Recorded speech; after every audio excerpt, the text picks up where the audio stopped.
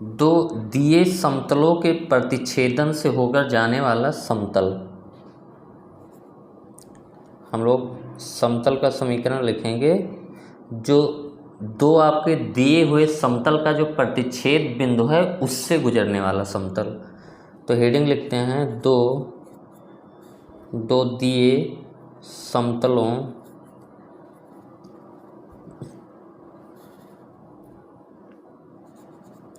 दो दिए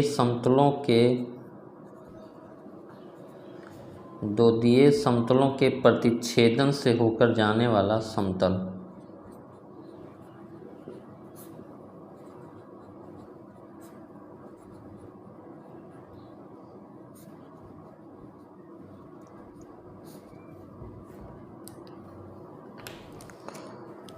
plane passing through the intersection of two given plane.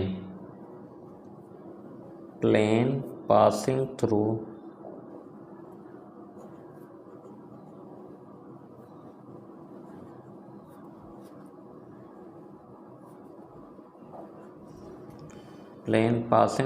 intersection of two given plane।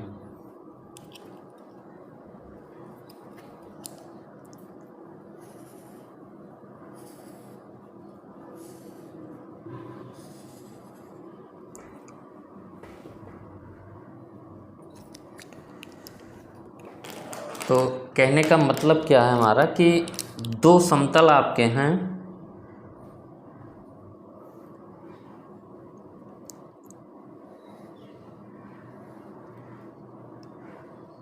एक समतल हमारा ये हो गया,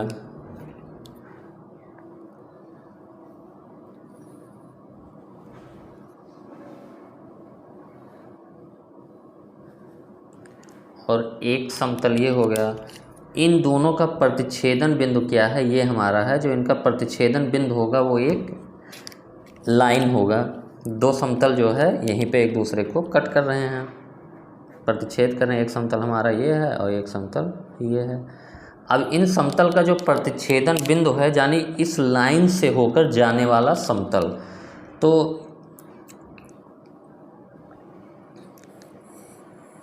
एक बात तो क्लियर है कि इस दोनों समतल के जो प्रतिच्छेदन से होकर जाने वाले बहुत सारे समतल हो सकते हैं। एक तो ये हमने बना दिया, एक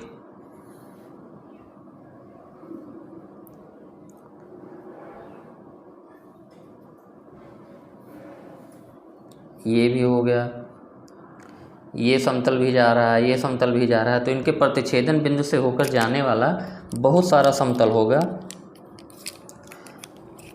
तो उन सभी समतलों का हम लोग समीकरण लिखेंगे कि जिसमें वह सारे समतल आपके आ जाएं। तो देखिए हम लोग क्या करते हैं, फिर से ये फिगर हम लोग बना लेते हैं कि ये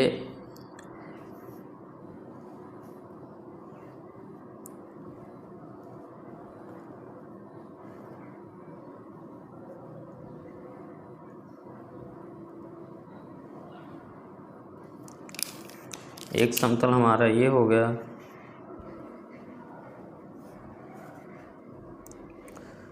और एक समतल हम लोग ये ले लेते हैं। दो समतल है, इनके प्रतिच्छेद बिंदु से होकर जाने वाला समतल का समीकरण हमको लिखना है। तो इस समतल को हम लोग पाई 1 नाम दे दिए, मतलब प्लेन 1 और प्लेन 2। तो दोनों समतलों का जो है हमारे पास समीकरण दिया हुआ है। तो हम लोग लिखते हैं, माना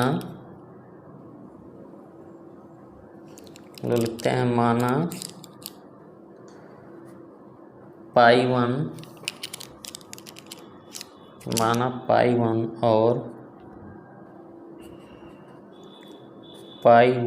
और पाई 2 दो समतल हैं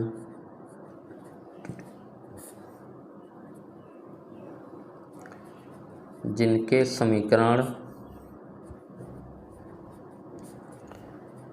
समीकरण क्रमशः r n1 cap equal to d1। ये अभिलंब रूप में समतल का समीकरण इस तरीके से हम लोग लिखते हैं r dot n equal to d कि जो समतल पे अभिलंब है उसकी दिशा में मात्रक सदिश n1 है और उसकी मूल बिंदु से दूरी d1 है। तो जिनके समतल r dot n1 equal to d1 और r dot n2 cap equal to d2 हैं। तो एक पॉइंट हमको पता है कि ये जो दोनों समतल हैं, इन दोनों पे अगर हम लोग इन दोनों के समतल के इंटरसेक्शन से पास होने वाला समतल कोई लिखेंगे तो ये हमारा इन दोनों समीकरण को संतुष्ट करेगा। ये हम लोग मान लेते हैं पाई 3 है। तो ये जो प्लेन 3 होगा, जो भी होगा, ये पाई 1 वाले समीकरण और पाई 3 वाले दोनों को संतुष्ट करेगा। यानी इनके प्रतिच्छेदन पे स्थित ये जो कोई बिंदु होगा ये हमारा क्या करेगा, इसको भी सेटिस्फाइड करेगा और इसको भी सेटिस्फाइड करेगा। तो हम लोग मान लेते हैं कि इन पे जो है कोई बिंदु का स्थित सदिश t है, जो प्रतिच्छेदन रेखा है इन पे। तो दो लाइन लिखते हैं कि पाई 1 तथा पाई 2 के प्रतिच्छेदन रेखा पर स्थित किसी बिंदु का स्थित सदिश, किसी बिंदु का स्थित सदिश इन दोनों समीकरणों को संतुष्ट करेगा। इन दोनों समीकरणों को संतुष्ट करेगा यदि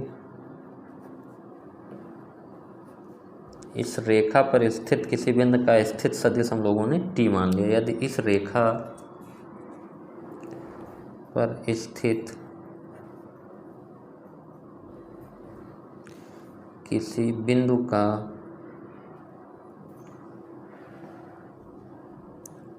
स्थित सदिश t है तो अब हमारा t जो होगा दोनों को सेटिस्फाइड करेगा। तो हमारा हो जाएगा t dot n1 cap, t dot n1 cap equal to d1 और t dot n2 cap equal to d2।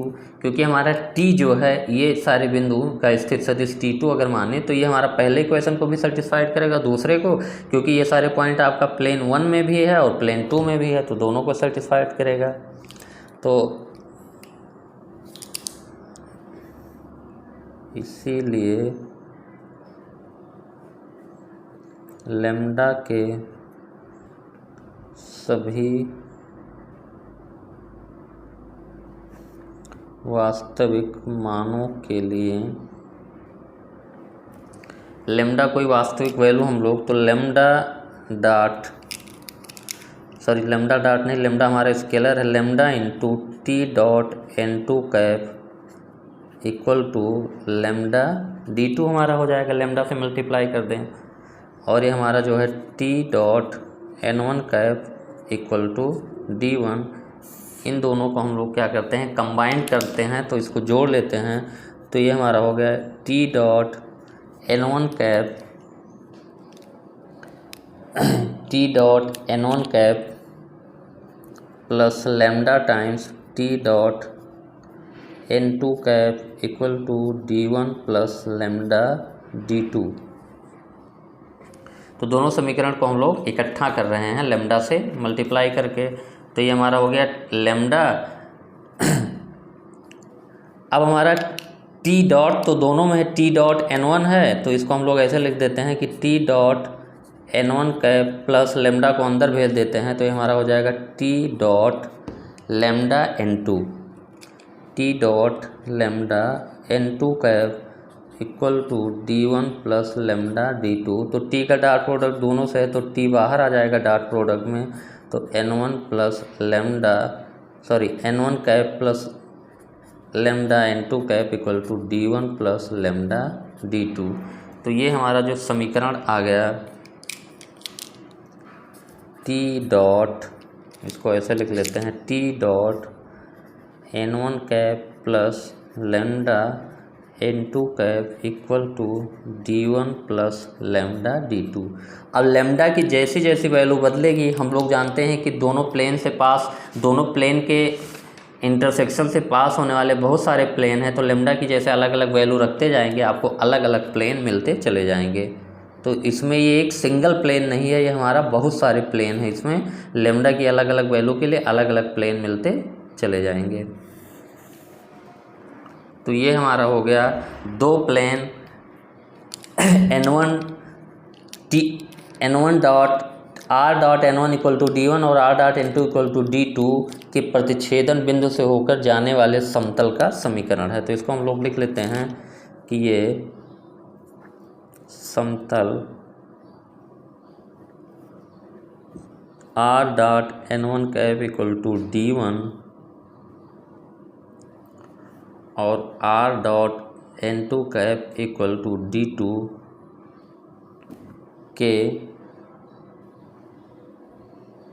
के प्रतिच्छेदन रेखा, क्योंकि दो समतल हम लोगों का जो प्रतिच्छेद करेंगे तो बिंदु नहीं मिलेगा, रेखा मिलेगा, तो इसीलिए हम लोग लिखते हैं कि r dot n1 equal to d1 और r dot n2 equal to d2 के प्रतिच्छेदन रेखा से जाने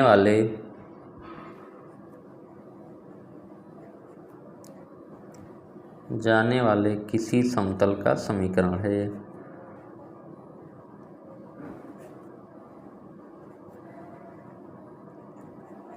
r dot n1 equal to d1 और r dot n2 equal to d2 के प्रतिच्छेदन रेखा से होकर जाने वाली समतल का समीकरण t dot n1 plus lambda n2 equal to d1 plus lambda d2।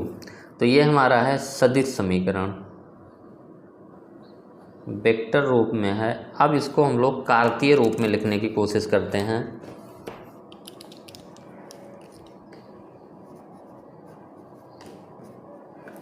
कार्तीय रूप में समीकरण,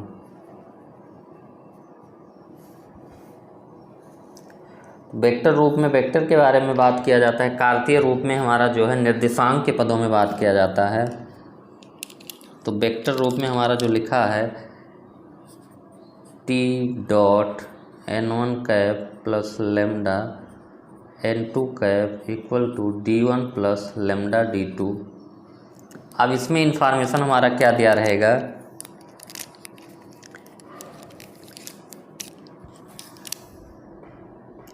n1 कैप जो हमारा है ये हमारा जो है n1 r dot n1 cap equal to d1 और r dot n2 cap equal to d2, इन दोनों के प्रतिच्छेदन रेखा से होकर जाने वाला समीकरण हमारा ये है।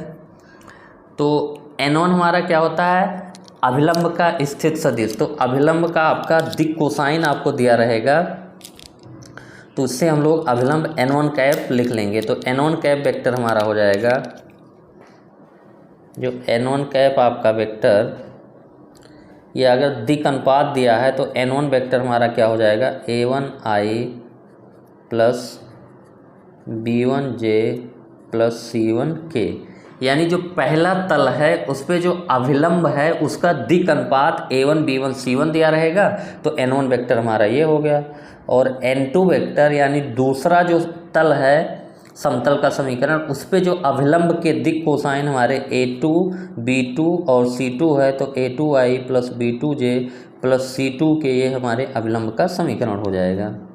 और जो r हमारा है उसको हम लोग निर्देशांक x y z मानेंगे, तो उसका स्थित सदिश xi plus yj plus zk हो जाएगा।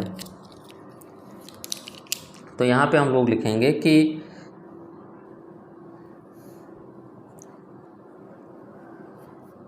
पहले समतल के अभिलंब पहले समतल के अभिलंब के दिक् अनुपात A1 B1 और C1 है तथा दूसरे समतल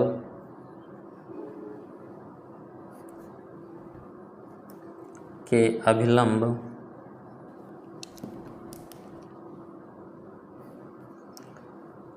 के दिक् अनुपात A2 B2 C2 है। तो अब यहाँ से हम लोग अपना इसमें इस फार्मूले में रख लेते हैं। तो ये हमारा हो जाएगा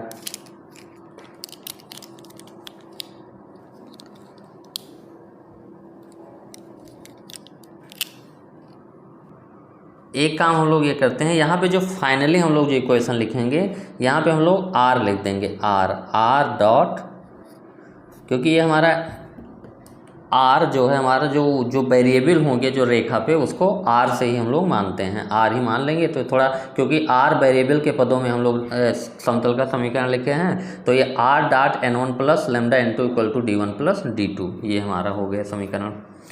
अब यहाँ पे हम लोग सब कुछ हमको पता है, N1 पता है, N2 पता है, R पता है। तो हमारा जो R डॉट ये जो है R dot N1 cap plus lambda N2 cap equal to D1 plus lambda D2, इसमें हम लोग वैल्यू पुट कर देंगे। तो देखिए इसमें हम लोग जब वैल्यू पुट करते हैं तो ये हमारा हो जाएगा XI plus YJ plus ZK dot N1 plus lambda N2 यानी A1I plus B1J plus C1K plus lambda times N2 यानी lambda times A2I plus B2J plus C2K equal to D1 plus lambda D2। ये हमारा हो गया XI plus YJ plus ZK dot, अब इनको जोड़ेंगे तो ये हमारा हो जाएगा A1 plus lambda A2 I plus B1 plus lambda B2J plus C1 plus lambda C1 plus lambda C2 into K equal to D1 plus lambda D2। अब dot product करने के लिए I वाले का I से गुणा करते हैं हम लोग, तो ये हमारा हो जाएगा X into A1 plus lambda A2 plus Y into B1 plus lambda B2 plus Z into C1 plus lambda C2 equal to D1 plus lambda D2। अब x से हम लोग मल्टीप्लाई करें तो हमारा जाएगा A1x plus lambda x into A2 plus Y into B1 plus lambda Y B2 plus Z into C1 plus lambda Z into C2 equal to D1 plus lambda D2। A1x plus B1Y plus C1Z को पहले लिख लेते हैं, यानी A1x plus B1Y plus C1Z minus D1 को इसके साथ ले लेते हैं प्लस, अब अगले सारे टर्म जो हैं यहाँ से लेमडा कामन कर लेते हैं, यहाँ से भी लेमडा कामन, यहाँ से भी लेमडा कामन, यहाँ से तो लेमडा हम लोग कामन करेंगे तो A2x plus B2y plus C2Z minus D2 equal to 0।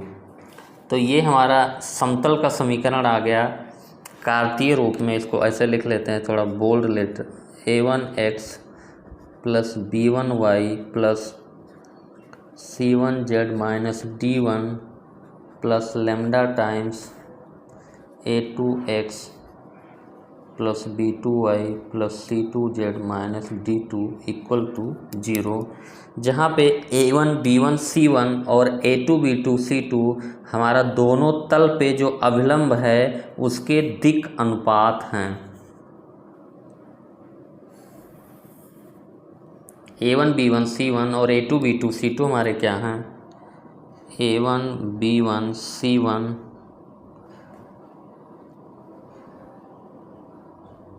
पहले समतल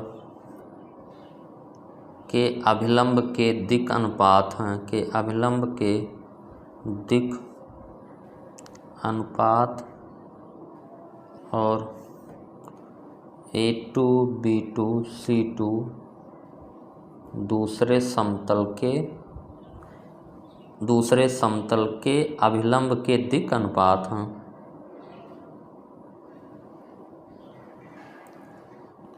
दिक् अनुपात हैं।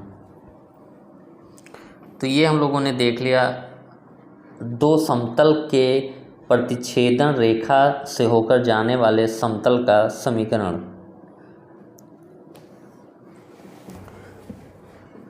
Are dot N1 plus lambda N2 equal to D1 plus lambda D2, ये हो गया हमारा। और अगला हमारा जो आया A1x plus B1y plus C1z minus D1 plus lambda times A2x plus B2y plus C2z minus D2 equal to 0। अब इस पर हम लोग एक क्वेश्चन कर लेते हैं। एग्जाम्पल नंबर 20 जो आपका NCERT बुक में दिया है। समतल R dot I plus J plus K equal to 6 और R dot 2I plus 3J plus 4 equal to -5 के प्रतिच्छेदन तथा बिंदु 1,1,1 से जाने वाले समतल का सदिश समीकरण ज्ञात कीजिए। अब यहाँ पे ध्यान से देखिए क्या दिया है, दो तल के प्रतिच्छेदन से जा रहा है और एक बिंदु भी दिया है जिससे पास हो रहा है। क्योंकि हम लोग अभी देख चुके हैं कि दो तल के प्रतिच्छेदन से जाने वाले बहुत सारे समतल होते हैं, लेकिन आपका ये भी दिया है कि इस बिंदु से भी पास हो रहा है, तो आपका एक समतल आ जाएगा। तो हम लोग लिखेंगे कि R डॉट ये हमारा जो है I plus J plus K equal to 6 और R dot 2I plus 3J plus 4K equal to -5। ये हमारा दो इक्वेशन दिया हुआ है। अब इनके प्रतिच्छेदन से होकर जाने वाले रेखा का समीकरण हमारा क्या होता है, फार्मूला फिर से लिख देते हैं कि R dot N1 equal to D1 और R dot N2 equal to D2 के प्रतिच्छेदन से होकर जाने वाले रेखा का समीकरण के प्रतिच्छेदन से होकर जाने वाले समतल, ये हमारा होता R dot N1 plus lambda N2 R dot N1 plus lambda N2 equal to D1 plus lambda D2। तो यहाँ से हम लोग कंपैरिजन कर लेते हैं। R dot N1 equal to D1 और R dot N2 equal to D2 से तुलना कर लेते हैं हम लोग। तो इससे हमको पता चल जाएगा D1 D2 N1 N2। तो N1 वेक्टर हमारा हो जाएगा I plus J plus K और N2 वेक्टर हमारा हो जाएगा 2I plus 3J plus 4K और D1 इक्वल टू 6 और D2 इक्वल टू -5। तो अब हम लोग जो इक्वेशन लिखेंगे वो R dot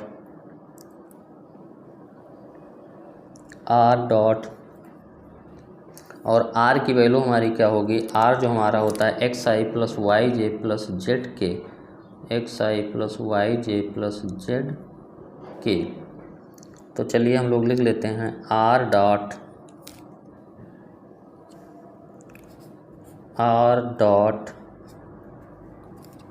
N1 plus lambda N2 यानी I plus J plus K plus lambda N2 यानी 2I plus 3J plus 4K। R dot N1 plus lambda N2, N1 vector हमारा ये हो गया, N2 वेक्टर ये हो गया, D1 की वैल्यू ये हो गई, D2 की वैल्यू ये हो गई।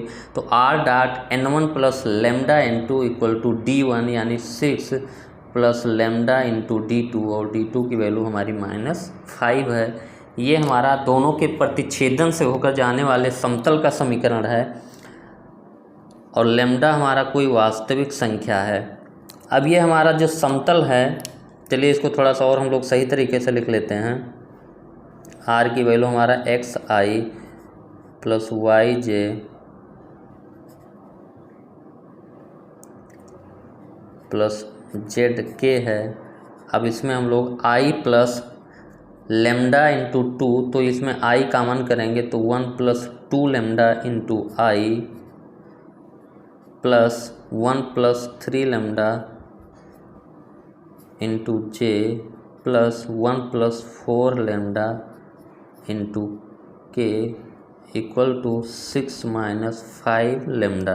अब ये हमारा डॉट प्रोडक्ट अगर हम लोग करेंगे तो ये x इंटू 1 प्लस 2 लेमडा, क्योंकि this vector dot this vector, तो दो वेक्टर का डॉट प्रोडक्ट करने के लिए i का i से गुणा करते हैं, i का i गुणांक का i से प्लस j का j से प्लस k का k से। तो x into 1 plus 2 lambda plus y into 1 plus 3 lambda plus z into 1 plus 4 lambda equal to 6 minus 5 lambda.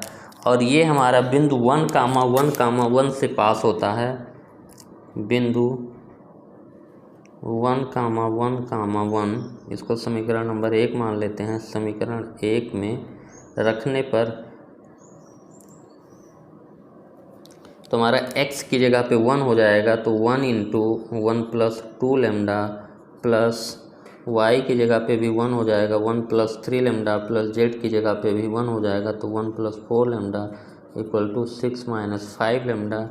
2 lambda 3 lambda 7 9 lambda plus 3 equal to 6 minus 5 lambda. यहाँ से 9 5 14 lambda equal to 3 lambda equal to 3/14। अब lambda ही तो हमारा variable था।